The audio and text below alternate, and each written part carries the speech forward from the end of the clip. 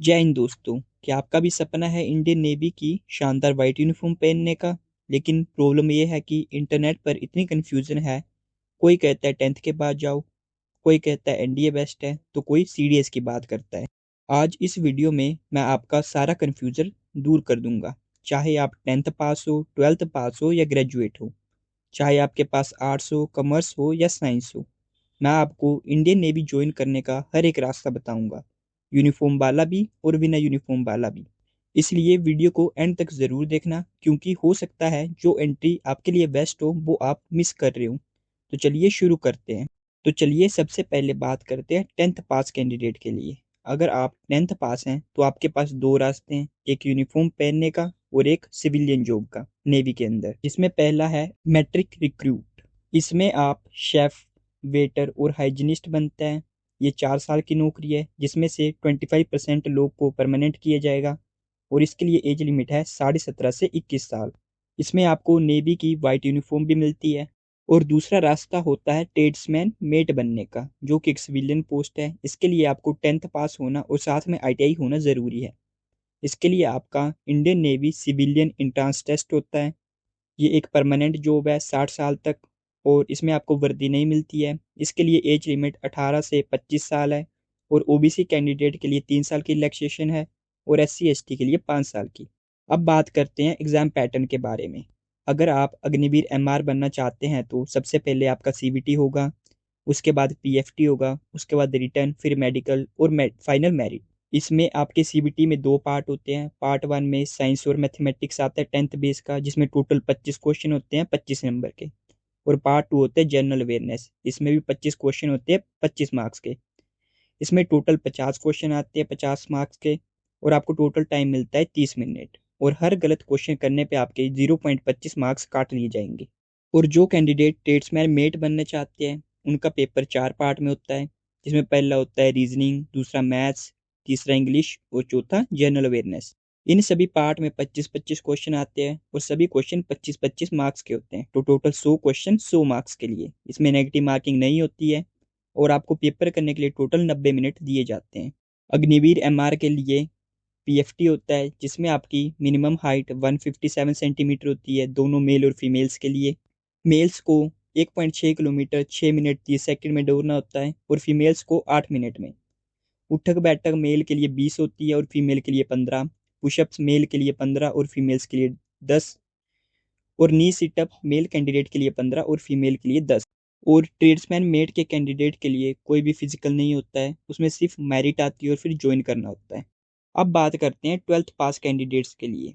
आपके पास 3 रास्ते होते हैं, जिसमें पहला होता है सेलर्स, दूसरा ऑफिसर्स और तीसरा होता है सिविलियन रूट। जिसमें सेलर्स की एंट्री का नाम होता है अग्निवीर एसएसआर। इसमें सबसे पहले आपका सीबीटी होता है, फिर पीएफटी होता है, उसके बाद रिटन एग्जाम होता है, फिर मेडिकल और एंड में आती है फाइनल मेरिट लिस्ट। इसके लिए आपके पास 12th में मैथ और फिजिक्स होना कंपलसरी है। इसका जॉब रोल टेक्निकल और गनर का होता है। इसका टेन्यूर 4 साल का होता है और 25% बच्चों को परमानेंट किया जाता है।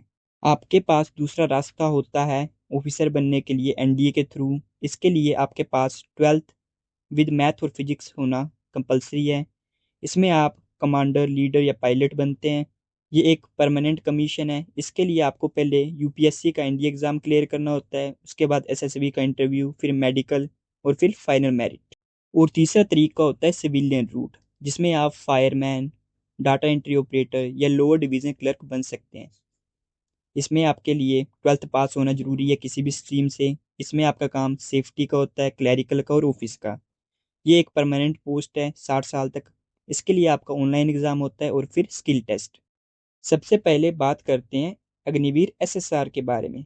एसएसआर की फुल फॉर्म होती है सीनियर सेकेंडरी रिक्रूट्स। इसके लिए आपको मिनिमम 12th पास होना पड़ता है मैथ और फिजिक्स के साथ, जो कि कंपलसरी है। और केमिस्ट्री, बायोलॉजी और कंप्यूटर साइंस में से एक सब्जेक्ट होना ज़रूरी है।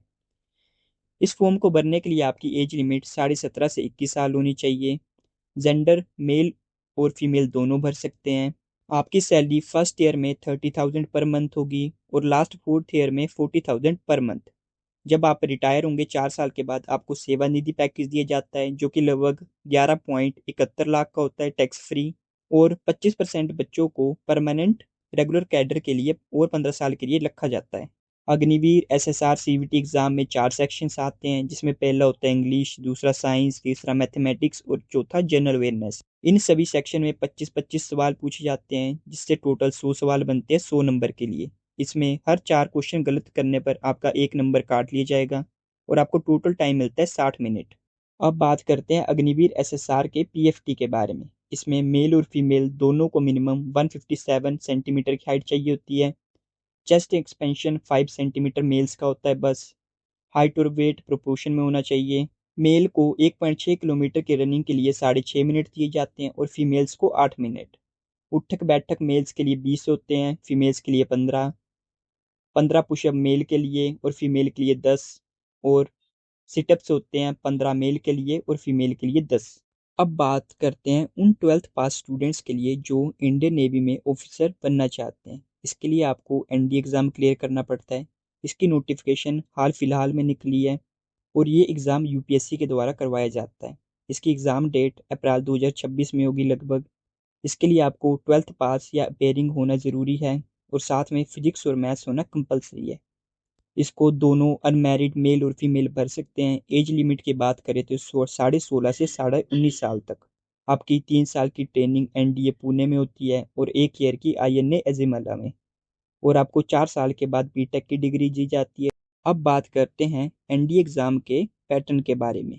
इसमें 2 पेपर होते हैं, पेपर 1 और पेपर 2। इन दोनों को करने के लिए आपको अलग अलग से 2.5 घंटे दिए जाते हैं। पेपर 1 मैथमेटिक्स का होता है, जिसमें टोटल 120 क्वेश्चन पूछे जाते हैं 300 मार्क्स के लिए, और हर गलत क्वेश्चन के लिए आपके 0.83 मार्क्स काट लिए जाते हैं। पेपर 2 होता है जनरल एबिलिटी टेस्ट, जो कि 2 पार्ट में डिवाइड है, जिसमें पार्ट ए होता है इंग्लिश और पार्ट बी होता है जनरल नॉलेज। इंग्लिश के टोटल 50 क्वेश्चन पूछे जाते हैं 200 नंबर के लिए, और जनरल नॉलेज के 100 क्वेश्चन 400 नंबर के लिए, जिससे आपके पेपर 2 में टोटल 150 क्वेश्चन पूछे जाते हैं 600 मार्क्स के लिए। तो पेपर 1 और पेपर 2 के सारे क्वेश्चन को मिलाकर के टोटल क्वेश्चन 270 पूछे जाते हैं 900 नंबर के लिए। अब बात करते हैं एनडीए का फॉर्म भरने के लिए मिनिमम फिजिकल स्टैंडर्ड की। मेल के लिए मिनिमम हाइट 157 सेंटीमीटर और फीमेल के लिए 152 सेंटीमीटर। गोरखाज और नॉर्थ ईस्ट के मेल कैंडिडेट के लिए मिनिमम हाइट 152 सेंटीमीटर और फीमेल्स के लिए 147 सेंटीमीटर। लक्षद्वीप के कैंडिडेट्स के लिए मेल के लिए मिनिमम हाइट 155 सेंटीमीटर और फीमेल के लिए 150 सेंटीमीटर। जब आप स्टेज 1 यानी यूपीएससी एनडीए एग्ज़ाम क्लियर कर लेते हैं तो आपकी स्टेज 2 आता है, जो कि होता है एसएसबी इंटरव्यू। ये टोटल 5 दिन तक चलता है और टोटल 900 मार्क्स का होता है। इसके 5 दिन इस तरह से हैं। डे 1 होता है स्क्रीनिंग डे, जिसमें आपका ऑफिसर इंटेलिजेंस रेटिंग होती है और picture perception and discussion test होता है। 60% के आसपास कैंडिडेट यहीं पर रिजेक्ट हो जाते हैं, और जो बाकी जो कैंडिडेट बचते हैं उनका डे 2 से डे 4 तक होता है psychology test, ground task and personal interview. और डे 5 होता है कॉन्फ्रेंस, जिसमें फाइनल रिजल्ट बनता है आपका।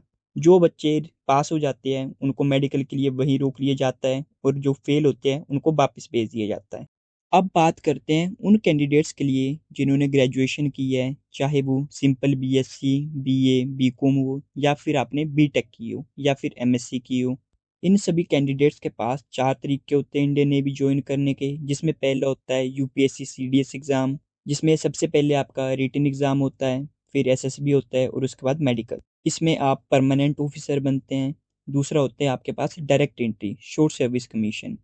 ये मार्क्स के बेसिस पे होता है जो आपकी मेरिट में आते हैं, और उसके बाद आपका एसएसबी फिर मेडिकल होता है। इसमें भी आप ऑफिसर बनते हैं, लेकिन आप परमानेंट कमीशन्ड नहीं होते हैं। तीसरा तरीका होता है एनसीसी स्पेशल एंट्री, जिसमें कोई एग्ज़ाम नहीं होता है, सीधे एसएसबी होता है आपका। इसमें भी आप ऑफिसर बनेंगे शॉर्ट सर्विस कमीशन के। और फोर्थ तरीका होता है Indian navy civilian entrance test, जो कि एक सिविलियन पोस्ट के लिए होता है। इसमें आपका एक सीबीटी होता है और इसकी मेरिट पे आपको पोस्ट मिलती है। तो चलिए अब इन सभी तरीकों को डिटेल्स में जानते हैं। अगर आप यूपीएससी सीडीएस से इंडियन नेवी ज्वाइन करना चाहते हैं तो आपके पास बीटेक या फिर बैचलर ऑफ इंजीनियरिंग होना ज़रूरी है। सिंपल ग्रेजुएट्स इस तरीके से इंडियन नेवी ज्वाइन नहीं कर सकते। अगर आपके पास सिंपल डिग्री है तो आप इंडियन आर्मी में आईएमए या फिर ओटीए ज्वाइन कर सकते हैं। इसके लिए भी आपको यूपीएससी सीडीएस का एग्ज़ाम क्लियर करना ही पड़ेगा। अब बात करते हैं एलिजिबिलिटी के बारे में। जो कैंडिडेट सीडीएस के थ्रू इंडियन नेवी ज्वाइन करना चाहते हैं, इसमें सिर्फ मेल कैंडिडेट ही अलाउड होते हैं। आपको बीटेक या फिर बैचलर ऑफ इंजीनियरिंग होना ज़रूरी है। एज लिमिट आपकी 19 से 24 साल के बीच में होनी चाहिए। एग्ज़ाम पैटर्न में आपके 3 पेपर होते हैं, इंग्लिश का, जीके का और मैथ्स का। टोटल 300 मार्क्स का पेपर होता है, 100 मार्क्स ईच पेपर के लिए। हाँ, नेगेटिव मार्किंग भी होती है और आपकी training Indian naval academy Ezhimala Kerala में होती है। अब बात करते हैं सीडीएस के एग्ज़ाम पैटर्न के बारे में, जिसमें इंग्लिश का पेपर 2 घंटे का होता है, जिसमें टोटल 120 क्वेश्चन 100 मार्क्स के लिए पूछे जाते हैं। हर सही आंसर के लिए आपको 0.83 मार्क्स मिलते हैं और एक गलत क्वेश्चन करने पर 0.27 मार्क्स काट लिए जाएंगे। पेपर 2 होता है जनरल नॉलेज का, जो कि 2 घंटे का होता है। इसमें टोटल 120 क्वेश्चन 100 मार्क्स के लिए काटे जाते हैं।